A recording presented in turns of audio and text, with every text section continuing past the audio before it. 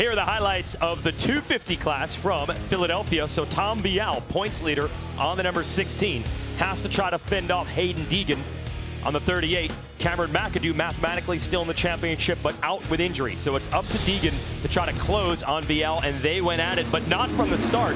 Here they are, getting buried. Yeah, bad start by both of them. And Hayden was actually in front of Tom in the beginning part of the race, so something happened those first few laps, and then the race was on. But it was a hometown boy, Seth Hammaker, out front with Max Anstie and Jalek Swoll after coming off that win, his first ever heat race win. But the race was on for first. And it was a good one. Here's Vial making moves through traffic with Deegan on his heels. He gets around Deegan's teammate, Dax Bennick.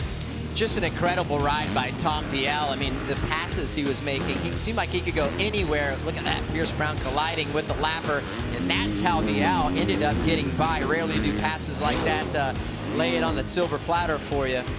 But Tom was riding all great, all main event.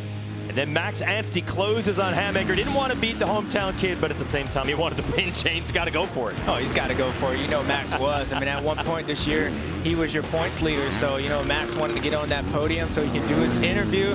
And he gave him a little love tap, let him know that he was here. But Max squared him up. That was beautiful. I give Seth a lot of credit. He tried sticking with it. Well, he did, but I also give Anstie credit there. I mean, he didn't completely blow the 43 of Hammaker out. Not like Jalek does. Not like this. Yeah. Watch Swoll and the neon gear and the Triumph. Oh. So, bam! That's what it was. And yeah, he went down, and both those guys were like, what happened? And yeah, we were expecting fireworks, but not between those two. That was definitely a mistake. And then another one here by Pierce, Ricky. That was dirty, and he's what happens? He comes out of that corner, gets cross-rutted, and man, it's lights out after that point. He's lucky he landed on the side of that jump where the dirt crumbles away. Is a little bit soft, so hopefully Pierce is okay. And there is Anstie, who led the championship, like you said, James, earlier in the year, lost the opportunity to win the title with a mechanical problem, and look how close Vial and Deegan got to him at the end. They were way back. They came all the way back to finish second and third, and big respect to each other there. No shenanigans from Deegan this time. I think people were wondering if he would do that, but he didn't do anything dirty. Yeah, and fairness to Hayden, it was us who were talking about it. The media fans thinking about something was going to. He didn't say anything, but yeah, nice win by Max. Even better ride by Tom to withstand all that pressure from Hayden, all the stuff that was going on, and he was doing good. Yeah, and then you think about Anstie, he's positioned himself to be in the last chance qualifiers for the SMX Playoffs. So that was a key move and a key performance for that. Doesn't seem like it right now, but when we get to Charlotte, he'll be thankful for this dub. You look at Pierce Brown, somehow still gets 14th after that massive crash, but as you said, RC, he got pretty lucky. He landed on the side of that jump instead of just on flat ground. And now one race remains. Those are the standings. 15 points that Deegan's going to have to make up.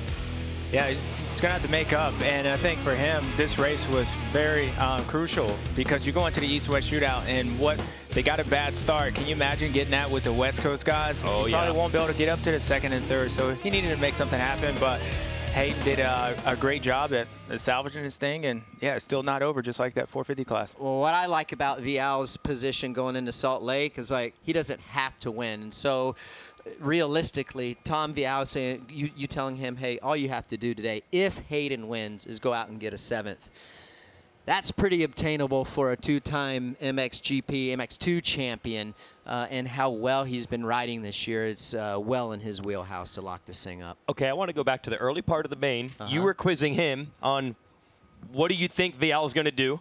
He asked you. You never answered the question. So when Deegan was right on Vial, what did you think Vial was going to do? Did you think that Vial was going to just not let him go? Or what was your strategy? You guys never told me. I thought that he was going to be super aware of Deegan, and if Deegan started to pull anything, that he would probably, give him plenty of room. Yeah, let him that's what you have to do. Yeah. I mean, that's what I would have done. Whether he did that, that's up to him, and he can make his own. He's an adult. He can make his own decisions. But if he was behind me and I knew he had to take a crack at me, I'm going to give the guy plenty of room.